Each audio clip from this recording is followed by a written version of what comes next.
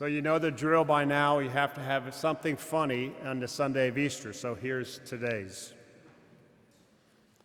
A 98-year-old Mother Superior from Ireland was dying. The nuns gathered around her bed, trying to make her last journey comfortable. They gave her some warm milk, but she refused. One of the nuns took the glass back to the kitchen. Remembering a bottle of Irish whiskey they received as a gift the previous Christmas, she opened it and poured a generous amount into the warm milk. Back at Mother Superior's bed, she held the glass to her lips. Mother drank a little, and then a little more, and before they knew it, she had drunk the whole glass down to the very last drop. Mother, the nuns asked with earnest, "Could you please give us some holy wisdom before you die and meet our loving God?" Mother struggled to raise herself up in bed. All her sisters looked intently. She said, "Don't sell that cow."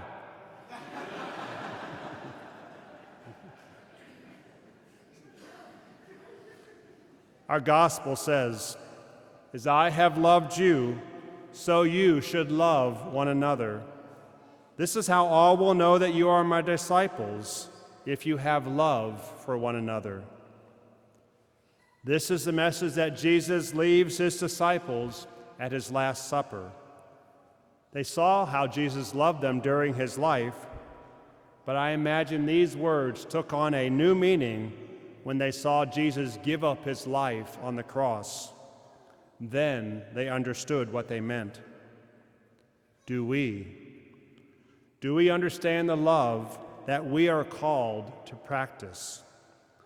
I bet most of us think a disciple is someone who goes to Mass every Sunday, someone that doesn't receive communion when they need to go to confession, someone that prays daily. This is a disciple, right? Yes, that is a disciple, but I think it requires much more. If we look at that as the only requirements for discipleship, we aren't holding ourselves to the bar that Jesus asks his disciples. Jesus raises the bar. Let me share a story before going further. It's called Dogs and Christians by Roy Osborne, and it should help us to understand the love we are called to. A woman recounted an interesting occurrence. There was a terrible racket outside, and when I went to the window, I saw a large dog standing just outside the fence, and my dog was angrily barking at it. Have you ever noticed that the dog inside always barks angrily at the dog outside, but the dog outside does not bark at all? Well, that's the way it works with dogs, she thought. She continued, I recognized the dog outside as belonging to a neighbor, and I knew that the dog shouldn't be running around loose, so I opened the gate and let it into the yard with my dog. The barking stopped. A bit of sniffing took place while the dogs made sure of each other, and then they both proceeded to completely ignore each other.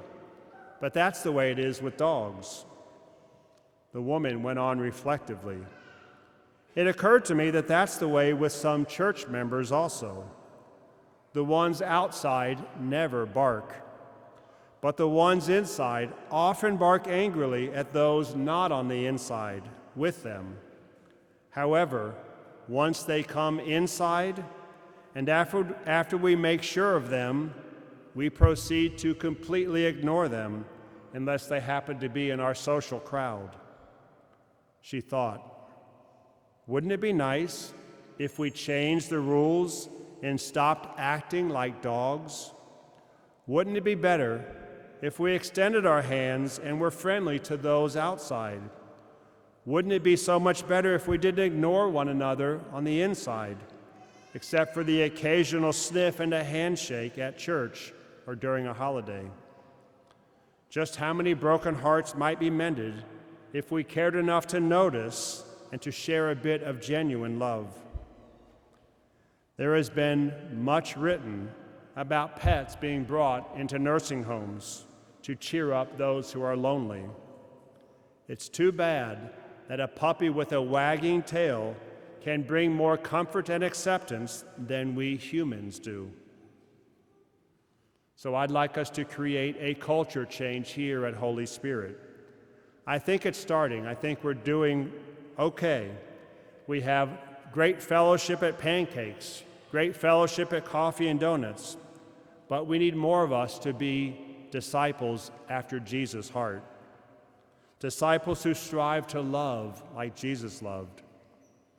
We need to welcome those persons outside our church who simply need an invitation, and to do a bit more sniffing and handshaking of those on the inside already.